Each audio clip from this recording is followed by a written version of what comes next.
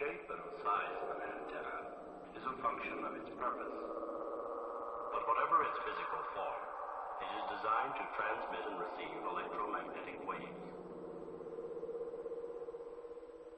Let us first consider a hypothetical antenna, the point source.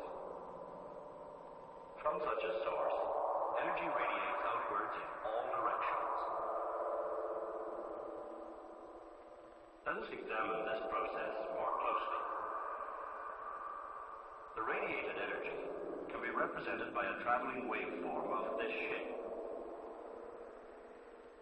The waveform normally follows a sine curve.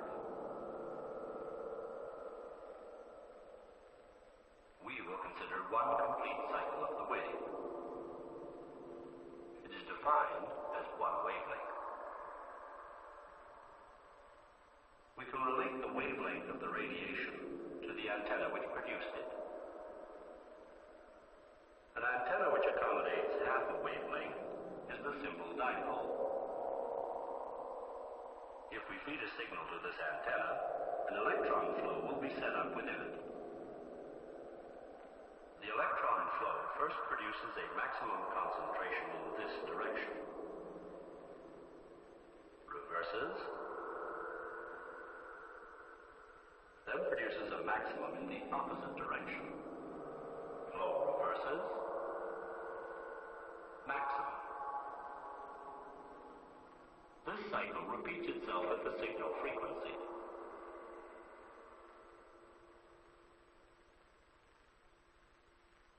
This electron flow creates a fluctuating magnetic field.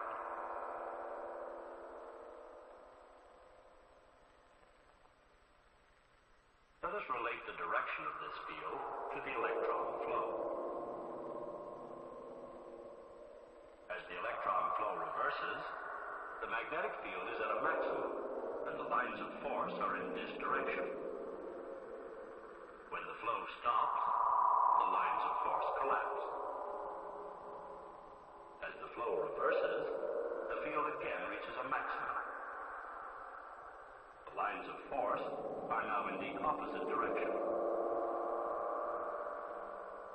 The magnetic field thus reverses its direction at each half cycle of the signal frequency. This is known as the H field.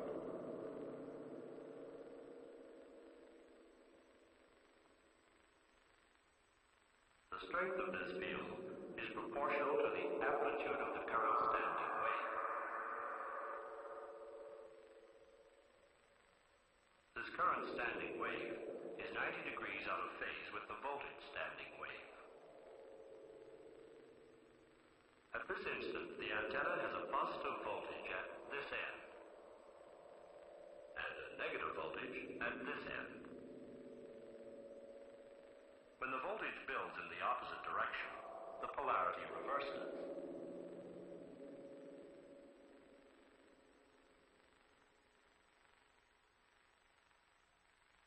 This changing polarity produces an electric field in phase with it.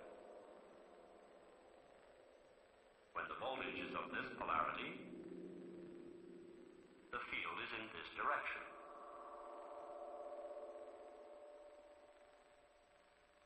When the polarity reverses, the field builds to a maximum in the opposite direction. This is known as the E field.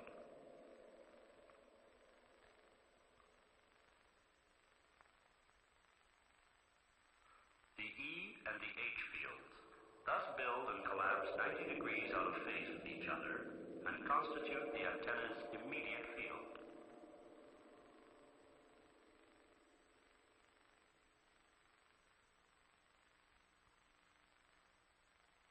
This immediate field produces the radiating wave pattern.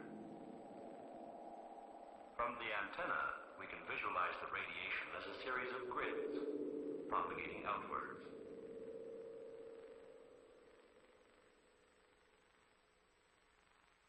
The vertical lines are the H component, and the horizontal lines the E component.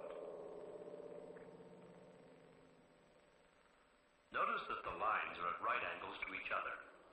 that is, in space quadrature. Vectorially, these lines represent the peaks of the radiating waves. Notice that their direction reverses at the next half cycle. Since the peaks of these two waves occur simultaneously, they are in time phase. The traveling waves are therefore said to be in time phase and space quadrature.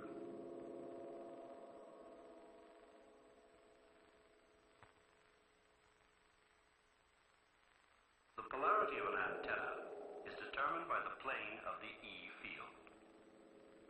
To obtain a maximum signal, both the transmitting and receiving antennas must be in the plane of the E field.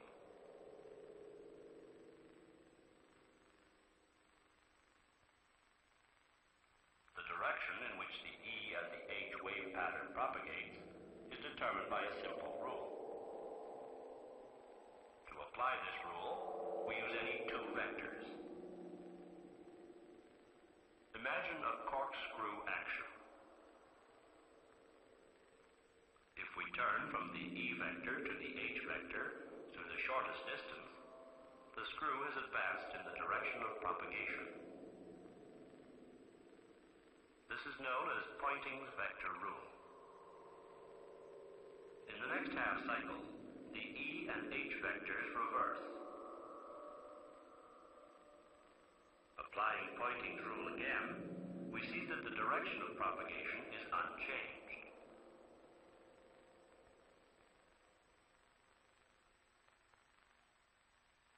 Although we have considered only peak vectors, any vector pair would give the same direction of propagation. Let us now consider what happens when the wave strikes a reflecting surface. We will consider only one pair of the peak vectors. As before, Poynting's rule gives the direction of propagation. On reaching the reflector, the E field is reversed, but the direction of the H field is unchanged. By Poynting's rule, the direction vector is therefore reversed.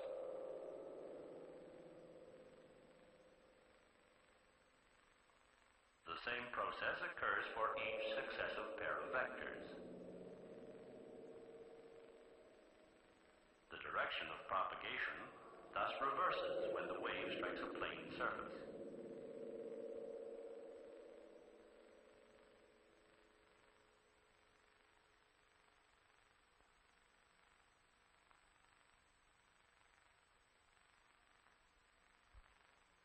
Let us now see how we record the intensity of the energy radiating from an antenna.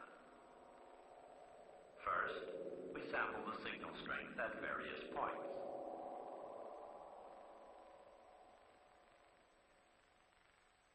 Such a record is geographical, and we can join the points of equal intensity to obtain contour lines. It is often more useful to know the shape of the field radiated by the antenna. To achieve this, we obtain field strength at a fixed radius from the antenna.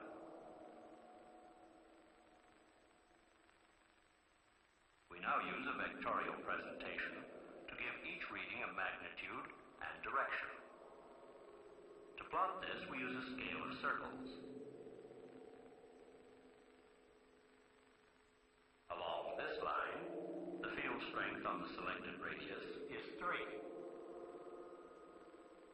So we cut the line at the circle representing strength 3. Along this line, the field strength is 4. So it is cut at the strength 4 circle. By continuing the plot in this way, we obtain a series of vectors. These vectors represent the strength and direction of the field.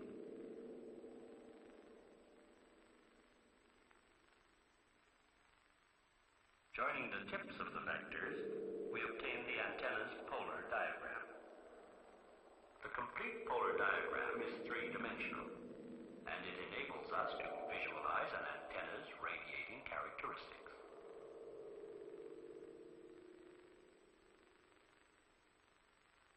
Let us now review the basic elements of antenna propagation. A half-wave dipole, excited by a signal, will have an electron flow set up within it.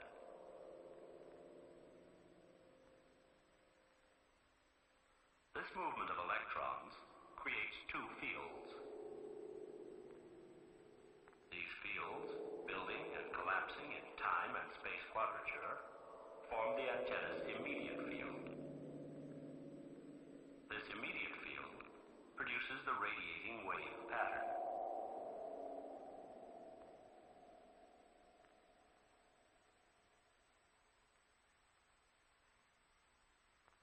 We can represent this radiation by vectors. Associated with these vectors is the traveling wave pattern. The traveling wave is in time phase and space quadrature. The fundamental characteristics of this traveling wave and the means by which it was produced are the same for any antenna system. Let's consider some of the requirements that must be met in the field of communications. The sounds we hear are contained within a frequency spectrum which is approximately 10,000 cycles wide. The amount of intelligence which we can convey is therefore related to the width of the spectrum.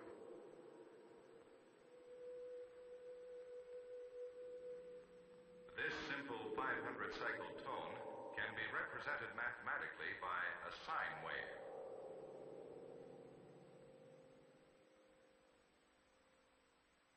To this fundamental, we will now add the second harmonic.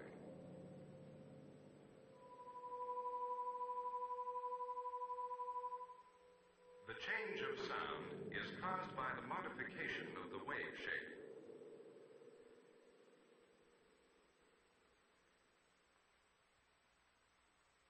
A further change in the sound is caused by the addition of the third harmonic.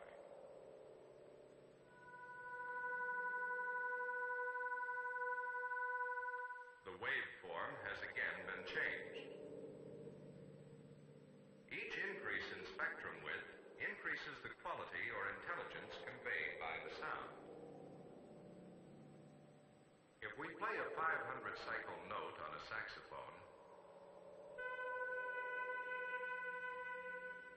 the harmonics create a distinctive wave shape.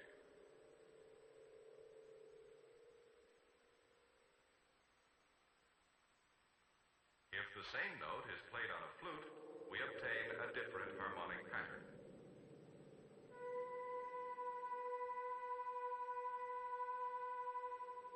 Again, the wave shape shows that we must pass additional frequencies to retain musical quality.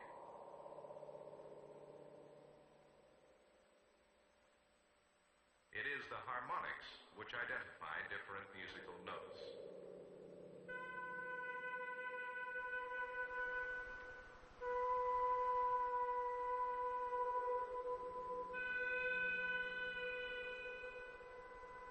The human voice, which can be likened to a musical instrument, is best depicted on the larger spectrum. 1, 2, 3, 2, 1. On an average, the frequency range is about 8,000 cycles. The associated wave shape looks like this. 1, 2, 3, 2, 1. By filtering out inessential harmonics, we can reduce this range to 3,000 cycles. 1, 2, 3, 2, 1, 2, 3. Since the intelligence has been retained, we have produced a voice channel. To understand how this information is transmitted, let's return to our 500-cycle waveform. facilitate transmission, we frequency modulate a carrier wave. Here's what happens. When the waveform is positive, the carrier bunches together. This process produces a sum frequency. When the waveform swings negative, the carrier is expanded. This process produces a difference frequency. If we change the waveform to that of our speech channel, the resulting modulation will be more complex. 1, 2, 3, 2, 1. Let's assume that our carrier has a frequency of 30 megacycles.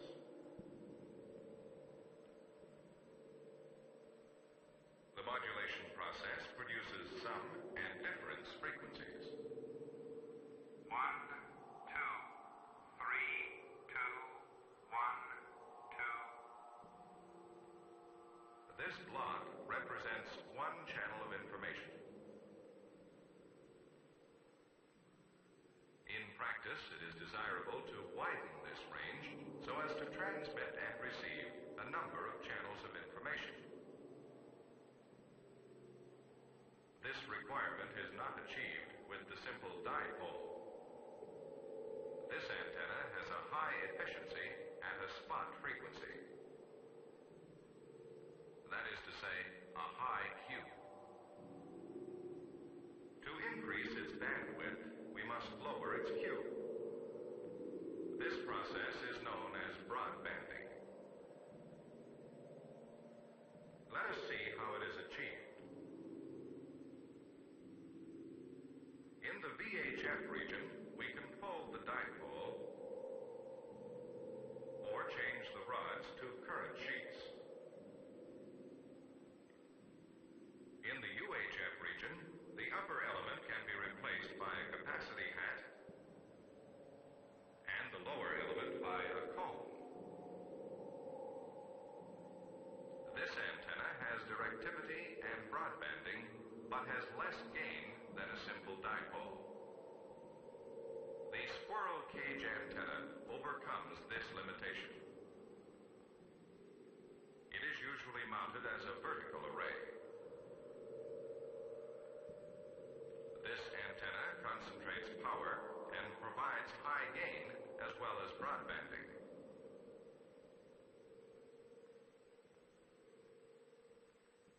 Let's return to our single voice channel and consider a further example of the need for broadbanding. It is often desirable to transmit many voice channels.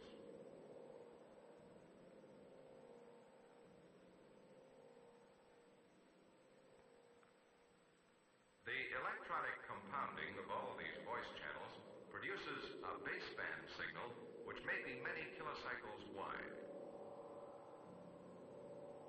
To transmit this baseband, we might use a carrier of 600 megacycles.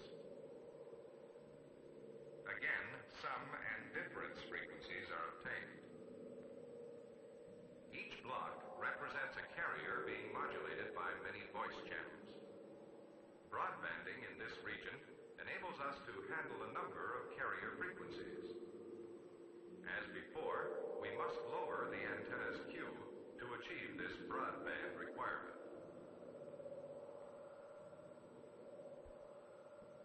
Broadbanding in the microwave region is easier to achieve.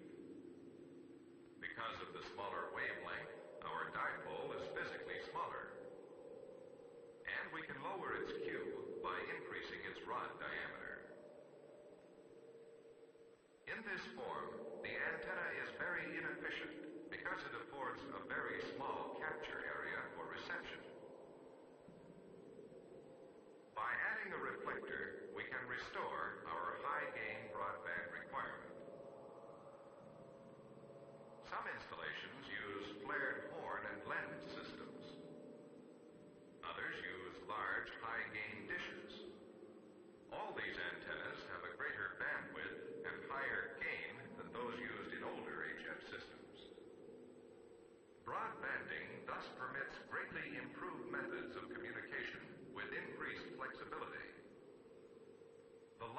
sight system gives high traffic capacity over short distances. Range can be greatly increased with the tropospheric scatter system. In this system, the beam is directed at the horizon. Its energy is then re-radiated by the millions of particles in the atmosphere.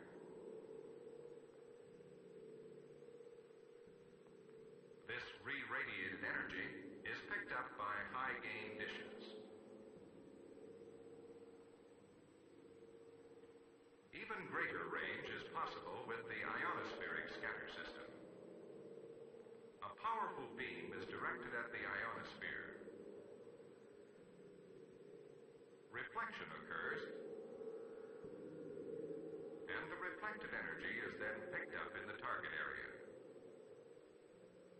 To achieve these greater ranges, we must accept some loss of traffic capacity, but with communication systems like this, we can span the globe. This is a simple half-wave dipole. Viewed from above, it looks like this.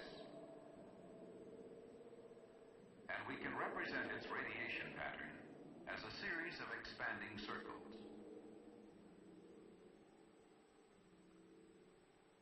It is often desirable to concentrate this radiated energy into specific areas.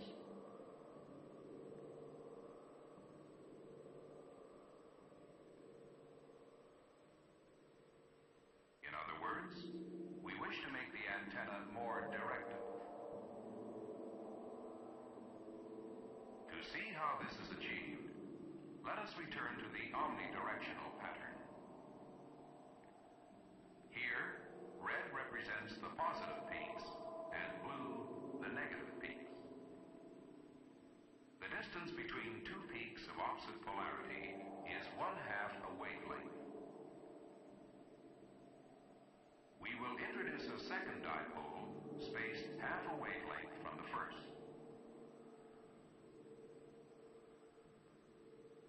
If we feed both dipoles 180 degrees out of phase, we obtain this radiation pattern.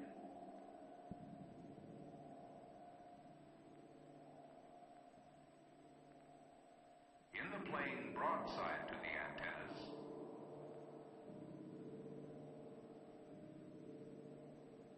the waves are 180 degrees out of phase with each other. The waves propagating in this direction thus cancel each other out.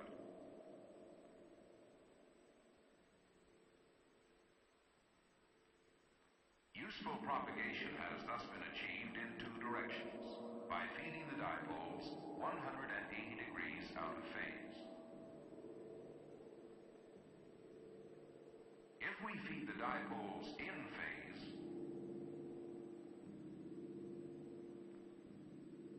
we obtain this radiation pattern.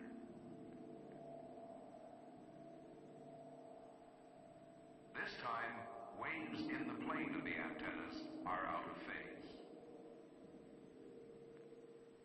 The waves propagating in this direction will thus cancel each other out.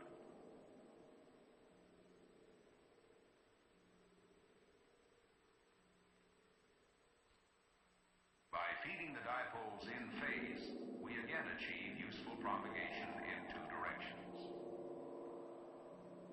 By adding extra dipoles 1/2 a wavelength apart, we can concentrate the radiated energy still further.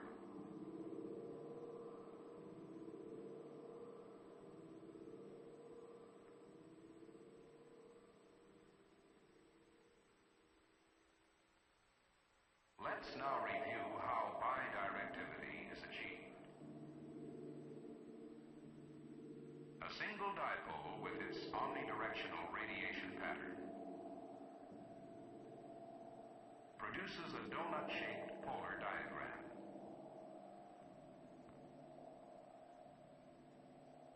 By adding a second dipole 1/2 a wavelength from the first, we have altered this polar diagram to produce two lobes.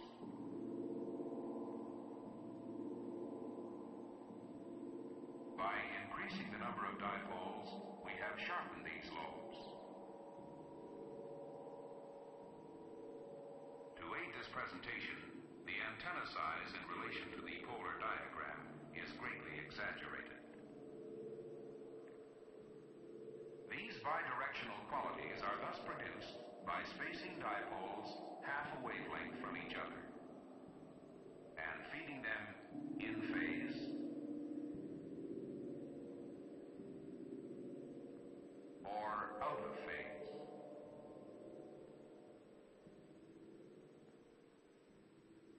Three practical examples of this type of array are the broadside,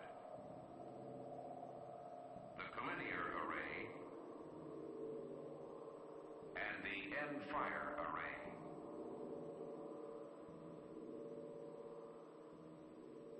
All these antennas concentrate the radiated energy in two directions.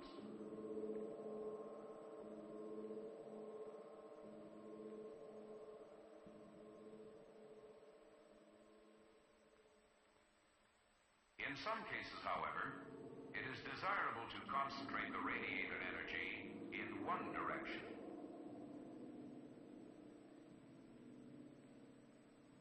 To see how unidirectivity can be achieved, let us return to the simple dipole. A quarter of a wavelength from it, we add an undriven element which acts as a reflector. Again, we can view the elements from above. A wave leaving the antenna reaches the reflector a quarter of a wavelength later. Due to inductance, a wave of opposite polarity is produced. When it reaches the antenna a quarter of a wavelength later, it is in phase with the wave then being created.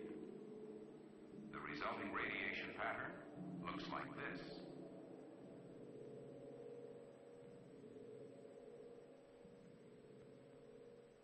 Notice that in this direction, the waves cancel each other out, while in this direction, they reinforce each other.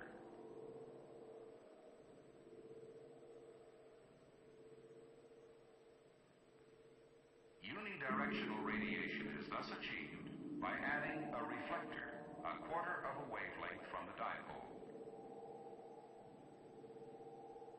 And the polar diagram shows how the radiated energy is now concentrated into one lobe. Similar lobes can be produced by adding suitable reflectors to our three typical antennas. Here is the broadside, the collinear, and the end-fire.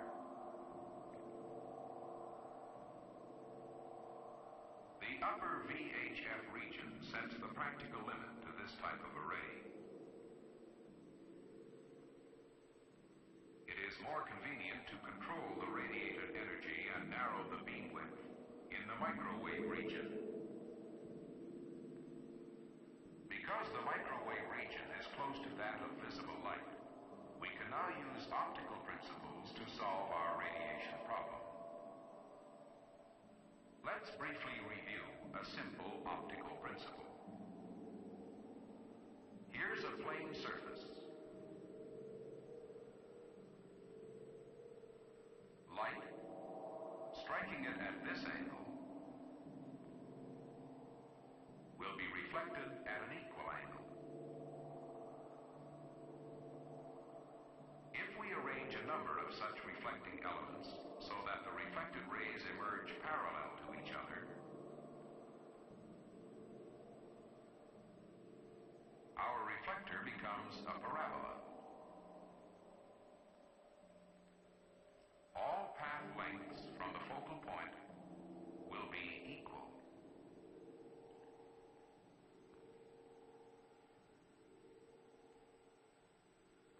Energy will thus radiate in a plane of uniform polarity and intensity.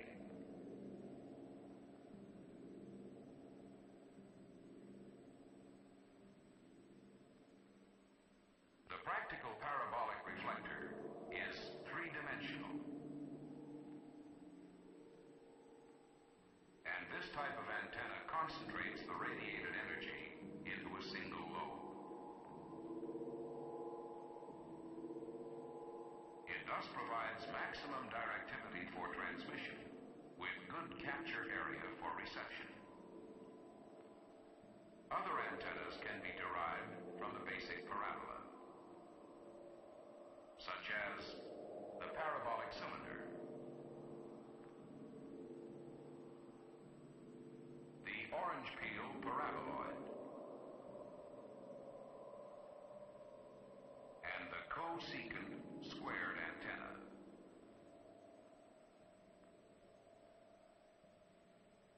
All these antennas are made directive by the application of simple principles. From the simple dipole with its omnidirectional radiation pattern, which produces a donut-shaped polar diagram,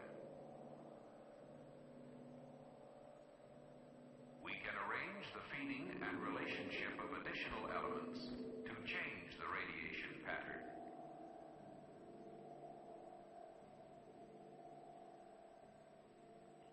And produce a bias